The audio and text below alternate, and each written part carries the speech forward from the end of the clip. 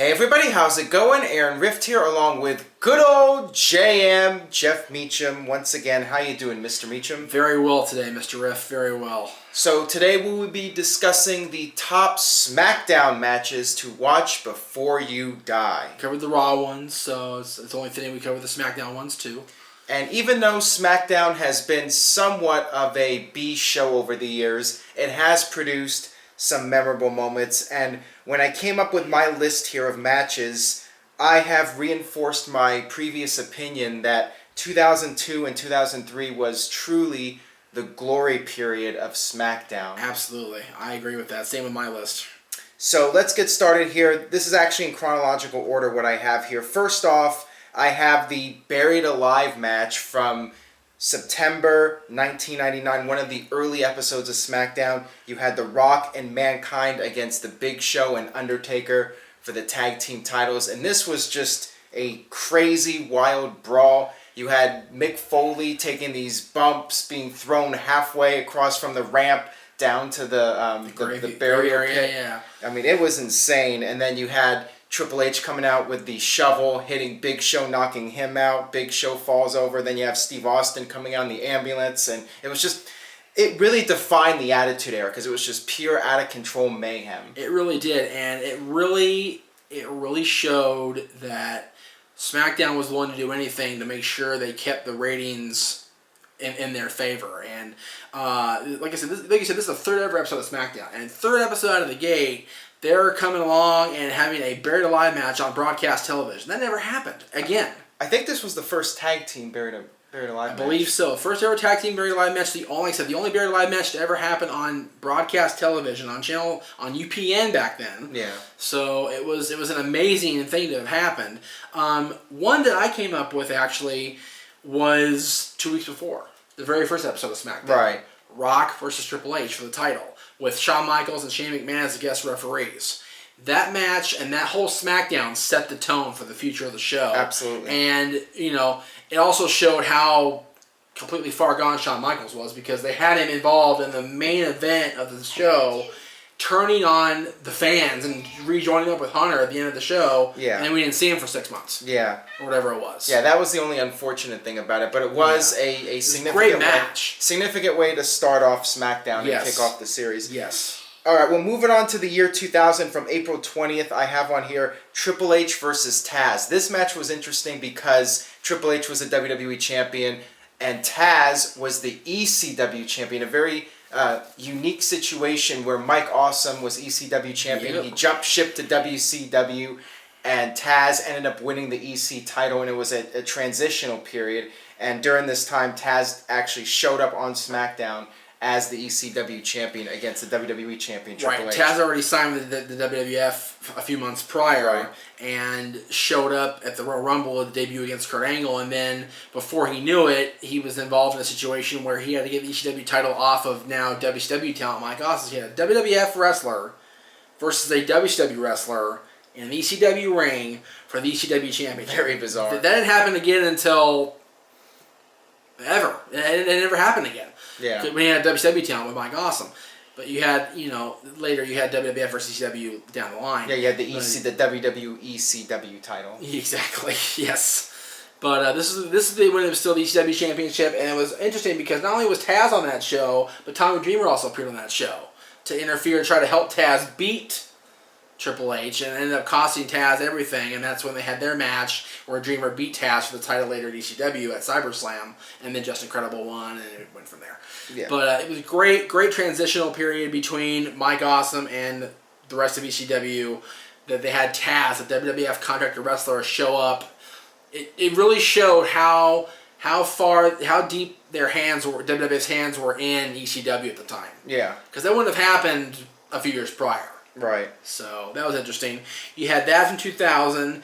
What I like from 2001, there are a couple matches from 2001 that I remember, both of which involve a Hardy brother. First one I had was Intercontinental Championship, April 12th, 2001. Jeff Hardy challenging Triple H for the championship. That was his first singles. It was his first ever singles championship. That either Hardy, Hardy, the European champion. I forgot about that. But Yeah, that was at the time where the Hardys were starting to really come into their own, and the two-man power trip attacked everybody and their mother. Then they attacked Undertaker and Kane, and the Hardys, and Lita, and JR, and everybody. And Jeff Hardy took a stand and fought up against the evil three-man dictatorship, Triple H, Austin, and McMahon, and won the Intercontinental Championship.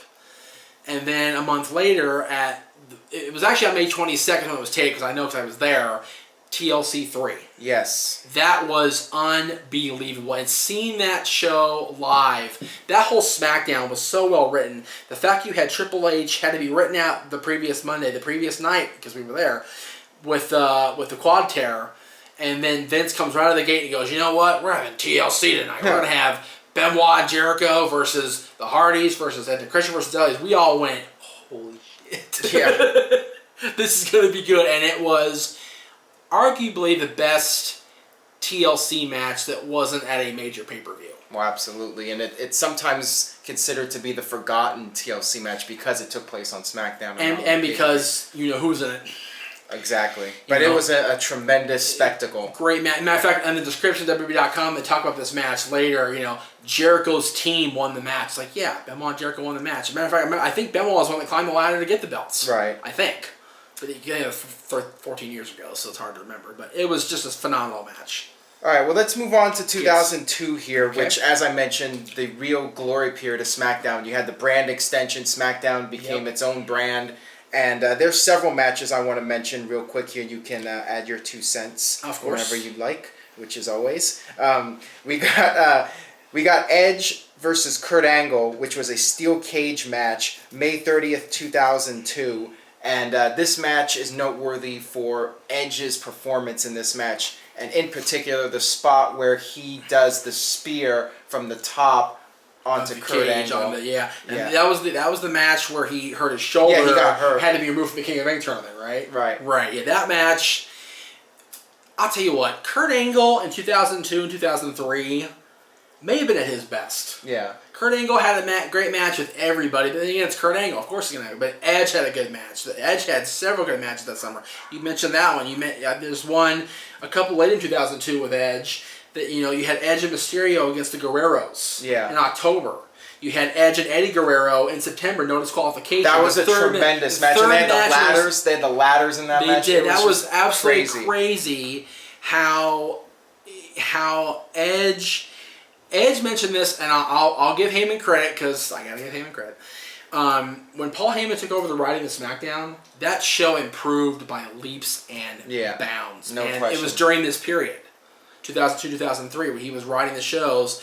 Edge credits Paul Heyman for a lot of the success of Edge and Mysterio and Cena early on and Eddie Guerrero getting his resurgence and all these guys, Kurt Angle, just all these guys that really hadn't been given their superstar shine status by then really got to shine on SmackDown and on the SmackDown pay-per-views also. And don't forget, Edge also won the tag team titles with Hulk Hogan on the July 4th SmackDown. This is very true. How do I forget that one? Wow, isn't that awful? Yeah. But that's just one of many Edge moments. epic moments for Edge in 2002. Edge had a great 2002, and had he not got hurt in 2003 with his neck, he probably could have done a lot more on SmackDown.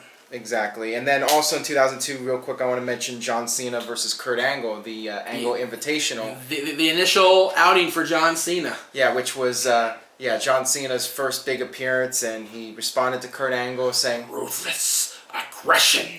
Yep. Of John Cena. That's right. And we would never forget the name. Never ever. Oh God.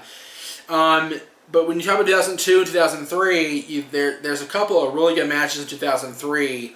One that sticks out of my mind that people won't necessarily look at, but I did because I was supposed to be there because it was in San Diego, but I couldn't make it. Actually, it was in Anaheim. I couldn't make it that day.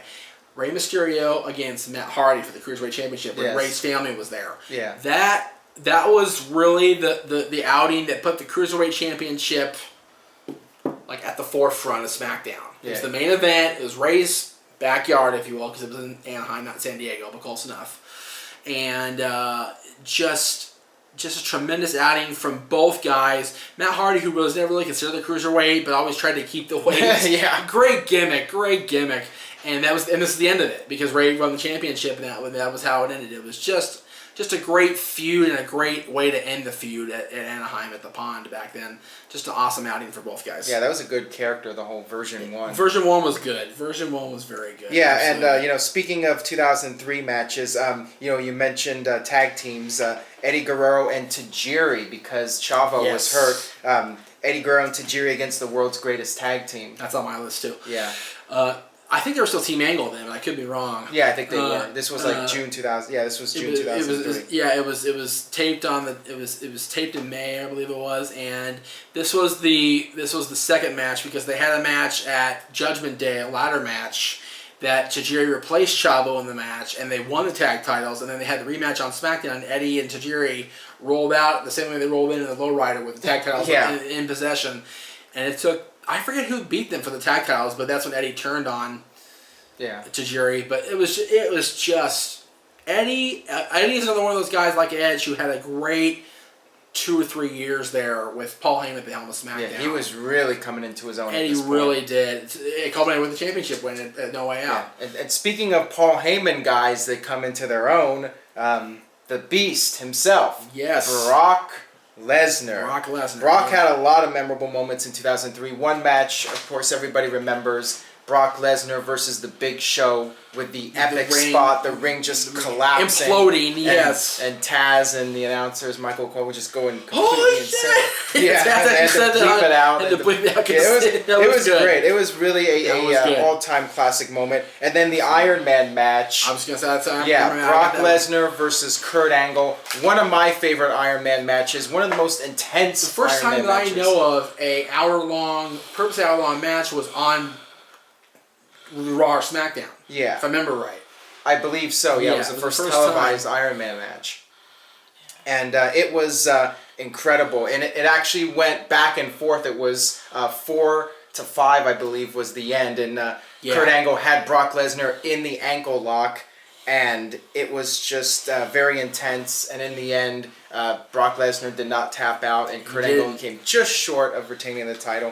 What an incredible match, though, from both guys. And to have it on SmackDown free of charge is just something you don't see that often. And you don't see it anymore at all because, now and it's not about the ratings war anymore because there's no Thunder to compete with, there's no Nitro to compete with, everything else is on opposite days, so they don't really care. The only thing that's going to happen now is NXT competing with the other companies on Wednesday nights, but that's not really competition, unfortunately, for Ring of Honor and TNA. Exactly. And Lucha Underground, of course. At SmackDown, during this time, you had many stars on the rise, and one of them, as we mentioned earlier, was John Cena, and him and Eddie Guerrero, the parking lot brawl. Yes, that was on my list as well. That was a totally unique match, something you never had seen prior to that, and with the entire area surrounded by all the superstars and the cars, and just it was very intense too. It had the return of Chavo Guerrero from injury, and he helped Eddie win, and it was just intense. It was in your face. It was just brutal. Yeah. Both of them went full tilt and just really beat the crap out of each other. And for that, again, to be on broadcast television, it was still on UPN back then. The first few, whatever it was, few years it was on UPN, stuff they got away with was unbelievable. For a tape show, they got away with a lot. Yeah, and that match was so influential that it would be featured in the video games over the years. SmackDown vs. Raw, yep, I remember that distinctly, absolutely. Yeah, so, after this, I felt SmackDown started to have a decline, and I don't know if you have any matches between 2003 and 2009 on here. I had one that was on here. I took it off, but I'll go ahead and throw it in there. The rematch from No Way Out between Undertaker and The Undertaker. Yeah, that... Did you say The Undertaker and The Undertaker? Maybe I did. You're thinking of SummerSlam 94. I am. I hope that's not on any best of lists. No, it should never be, ever. But yes, Kurt Angle, Undertaker. Undertaker and Kurt Angle from March 2006, the rematch from No Way Out. That whole feud they had over the World Championship was really, really good. I thought it ended kind of crappy because the way Mark Henry interfered and the way Orton interfered. It was a bad ending to a great feud, a great story that they were telling between two technically sound wrestlers. You wouldn't think Undertaker and technically sound, but back then that's what he was trying to do. He was trying to show his MMA style. And he did. He was great. Absolutely.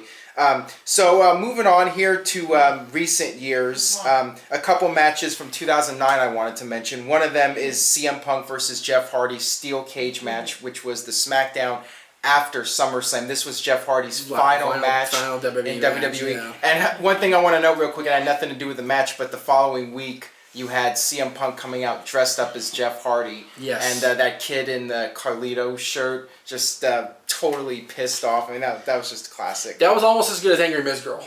Yeah. Almost. And one more match the week after that, actually that same show, Rey Mysterio versus John Morrison for the IC title. Just an amazing match. Which is funny. I have a story with that match, believe it or not. Because that was when Morrison won the title, right? Yeah, he won Morrison, the match. Okay. Yeah. We talked to Dolph Ziggler a few years later. And remember, Ziggler and Ray had that feud over the IC title, and Ray never lost to Dolph. Ray had been told that he was going to lose to Dolph, and he was fine with it. And then WWE took it away from him. We found out later that Dolph wasn't ready for a championship, according to what they were saying. Look back now, people. Compare Rey Mysterio and Dolph Ziggler for the Intercontinental Championship. Come on.